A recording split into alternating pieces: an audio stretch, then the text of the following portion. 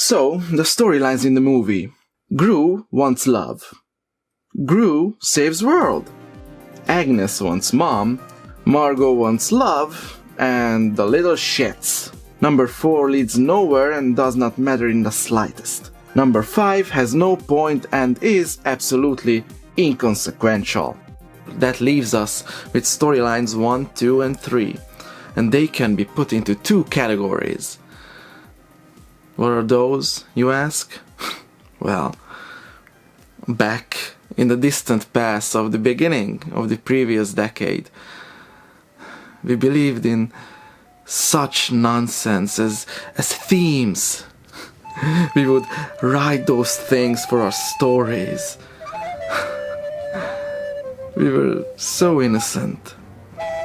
We were such sweet summer children, you know? Those were easier days. And these are none other than masculinity and love. Masculinity.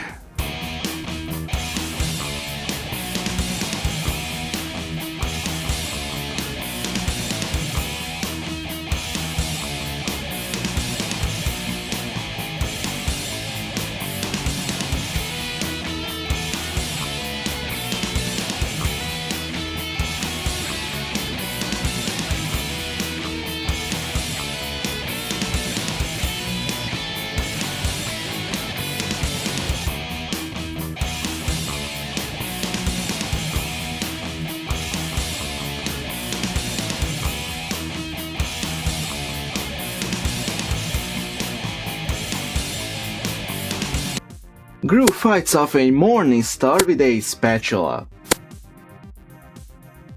Oh my god, what is that? I'm sorry. What is it? It's the morning. Gru's weapon makes a unicorn balloon. Gru is a princess. Gru pushes away femoids. Gru is defeated by a Gru wants to make jam and jelly. Jams and jellies. Gru's alibi shop is a pink cupcake place named Bake My Day. Go ahead. Make my day. Gru in the wig shop. Masculine traits can be observed, such as being bald versus not being bald, and getting the ladies with hair on your head, or trophies and constantly trying to get approval because of having said trophies. Also, the hip thrust, which is very, very telling when it comes to masculinity. And doing the hip thrusts lead him to diverting the plot into the negative by getting the wigmaker accused of a crime he clearly did not commit. After the first day, Gru goes home and doesn't want to do his usual round of putting the girls into bed. And after that, he sits in his rhino throne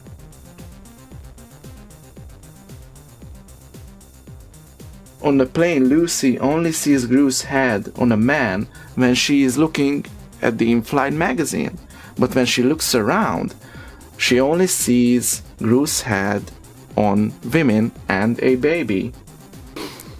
But what a real man is like? Let's ask Eduardo. Eduardo is a Latin lover character. Look at his clothes. Look at the colors. He's a charmer.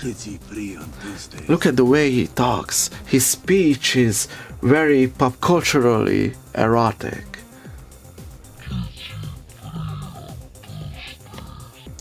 His body type is the opposite as Gru's. Dancing is a really important activity for Eduardo. When Eduardo dances, he's not only using it as proving his own masculinity, but with that always comes the emasculation of other men. For example, using a man's own wife to emasculate him through dancing. And when Gru tries to get into Eduardo's lair, he is obviously emasculated by Eduardo's dance.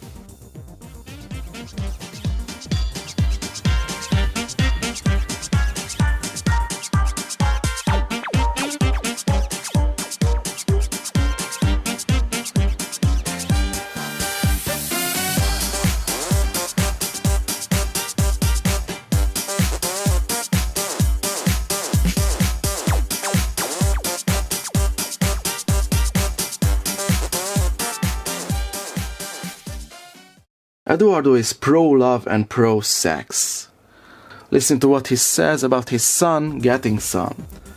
Young love is beautiful, no? They must get to know each other better. This is also important, because clearly being pro-love and pro-sex is absolutely something that never bodes well for women. The example here is Margot and Antonio.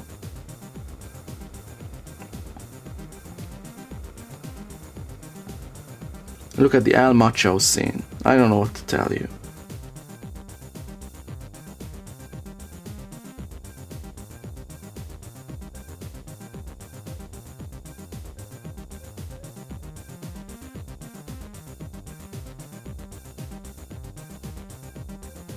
It's brutal, it's pointless, it's masculine.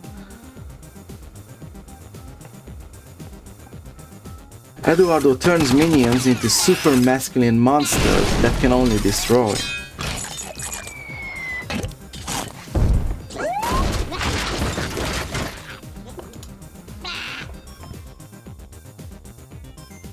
Men like you, men like me, we should be ruling the world! The film shows that masculinity is a one-way street. It is destructive both to the self and to the environment and is absolutely isolating in the end. That is why Gru's undecided masculinity is the antithesis to that idea.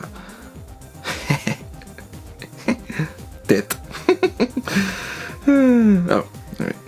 Through Eduardo we get the notion that masculinity only leads to chaos. There is no such thing as toxic masculinity. It's just that traits that are socially accepted as masculine can only lead to chaos and suffering. Eduardo even explains the core idea of masculinity, which is isolation. Guru, please. I know that look all too well. It is the look of the broken heart. Believe me, my friend, I too have spent many nights trying to drown my sorrows in guacamole. But we are survivors. There's much more to us than meets the eye. Where you cannot open yourself up to the world or to other people, because then you will get hurt. And you don't want to do that. And the antidote to masculinity is actually femininity. This is showcased in the movie by putting the antidote to the serum into the jam and jelly, which has already been built up as this signal for femininity. I'm developing a line of delicious jams and jellies. And that would make Eduardo the villain, the antagonist, right? No, not at all. I get that one of the franchise's baselines is being evil for evil's sake, and each entry is playing on that, but we don't really know why Eduardo wants to do what he does. He wants to destroy the world and Gru wants to save it, but that's only Gru's motivation. It's not his drive. Eduardo has nothing to do with Gru's drive, so he's not the antagonist. Because Gru's drive is actually finding love. I want the fire, that's please, I'm begging you. Which is the second theme of the movie. Love. In the birthday party scene, Gru stands alone while being on his phone with Jillian next to him with some random dude she is desperately trying to pick up. This is important because Jillian keeps on trying to get Gru a girlfriend or just some random tail. And after that, Gru says this. The refund, I want the fire, that's please, I'm begging you. What Edith says. I know it's you, boy. Your bald head. Gru going on a bad day that he knows 100% is doomed to failure, but he still goes out because he wants love. Agnes consoles Gru on the porch because he's very down because of Lucy. Think so, sweetheart. Was there anything you could do? The wedding! Ugh. And still no premise. Not by a long shot. I mean, there's nothing between Lucy and Gru. There's nothing keeping them apart, practically. I mean, Lucy goes to Australia, but she just decides on a whim that she wants to be with Gru instead of working her new job, and she practically quits her assignment without any repercussion, and Eduardo is not keeping them apart. In fact, he kind of reunites them? So that's fucking busted.